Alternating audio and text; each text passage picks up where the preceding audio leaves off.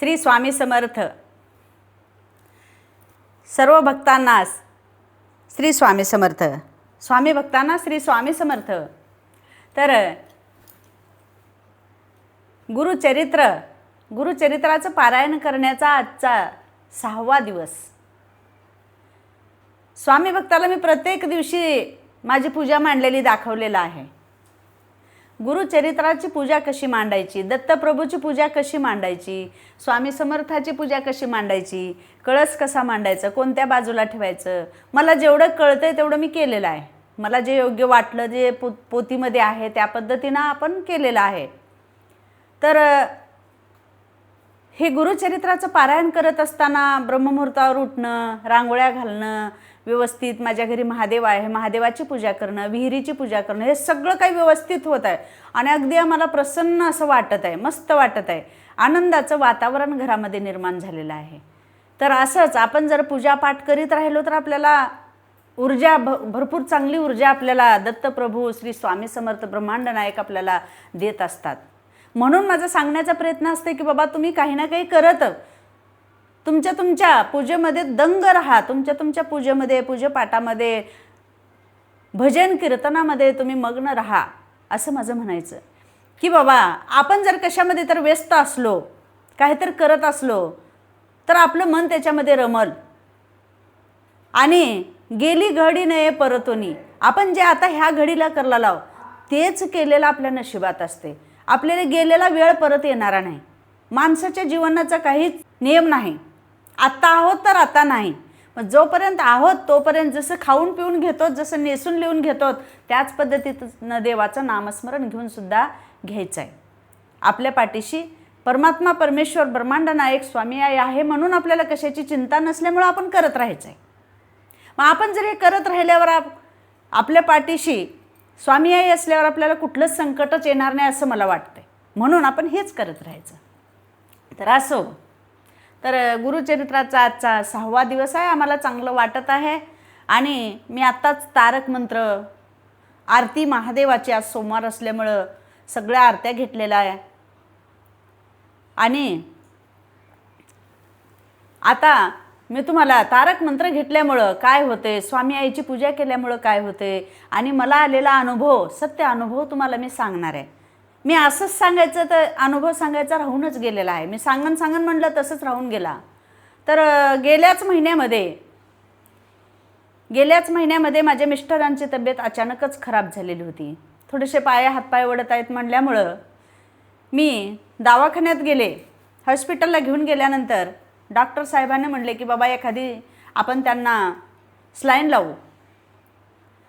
ठीक आहे म्हणून आम्ही स्लाईन लावलं.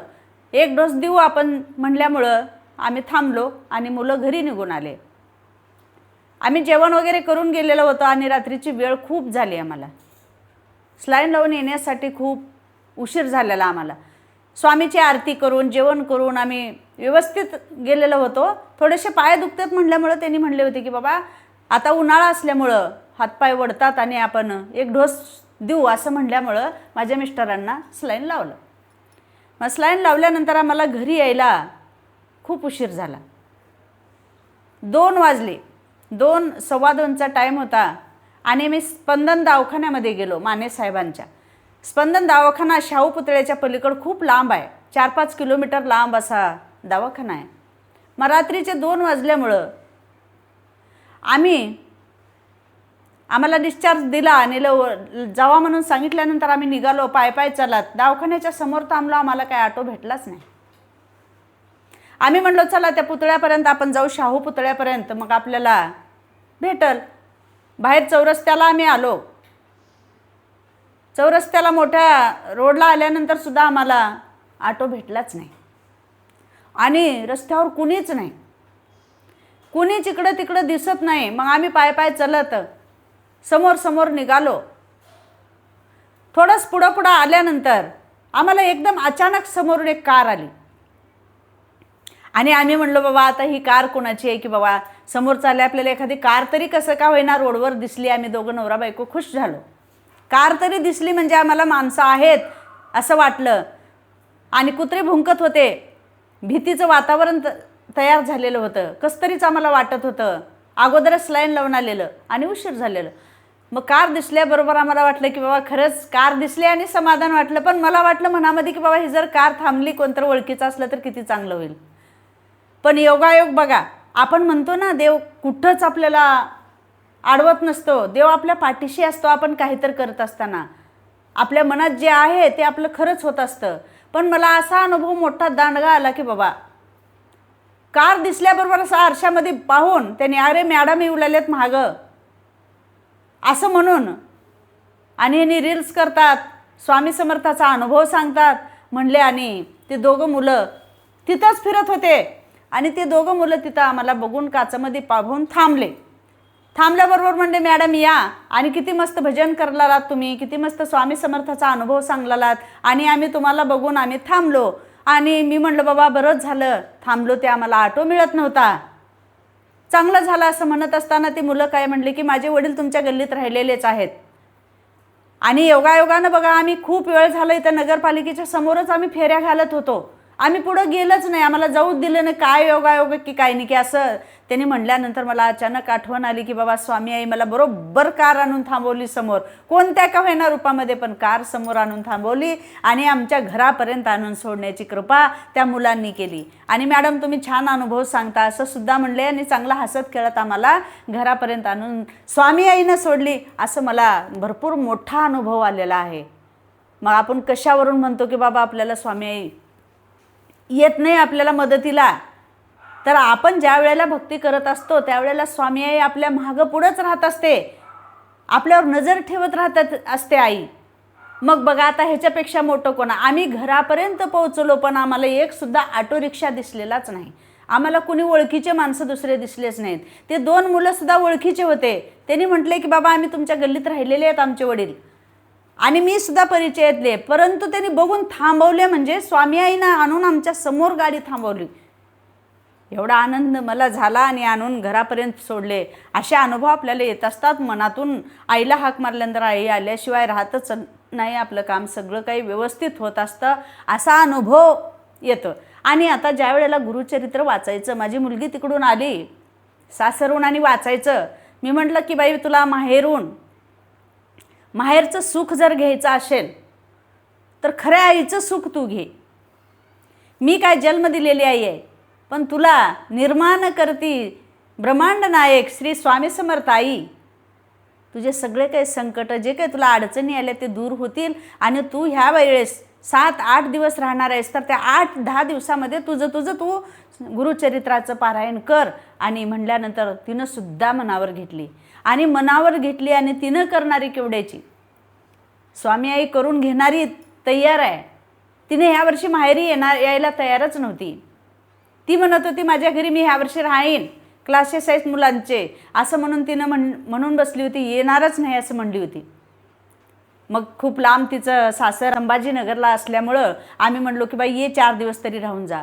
मग तिनं कसं तरी माझ्या आग्रहाखातर एक 10 दिवस राहण्याचा निश्चय करून इथं आली आणि गुरुचरित्र वाचण्याचा निर्णय घेतला. आणि लवकर उठून तिनं व्यवस्थितरित्या गुरुचरित्राचं पारायण करण्याचं कार्य पूर्ण केलेलं आहे.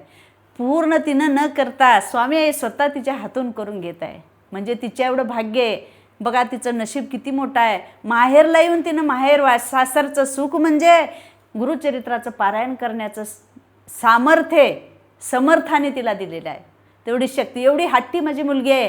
काहीतरी कर म्हणलं तर तिनं करतच नाही मी करणारच नाही असं म्हणत असते. स्वामी समर्थाचं स्वामी समर्थ सारामृताचं सुद्धा तिनं घरी तिच्या पारायण केलेलं आहे. 11 गुरुवार केलेले आहेत आणि नित्य सेवासुद्धा तिच्या घरी चालू आहे. देवानं परमेश्वरानं ब्रह्मांड नायकानं तिला सुखी ठेवो, तिच्या अडचणी दूर करो आणि तिच्या मागं पुढं स्वामी आई मागं पुढं राहो, सतत तिच्या पाठीशी सदैव पाठीशी उभे राहो माझ्या आईला, एवढीच माझी विनंती. श्री स्वामी समर्थ, श्री स्वामी समर्थ, श्री स्वामी समर्थ. आणि तिचे 6 दिवस पूर्ण झालेले आहेत. योगायोगानं उद्याच्या दिवशी 7वा दिवस आणि पारायणाची सांगता उद्याच्या दिवशी आहे.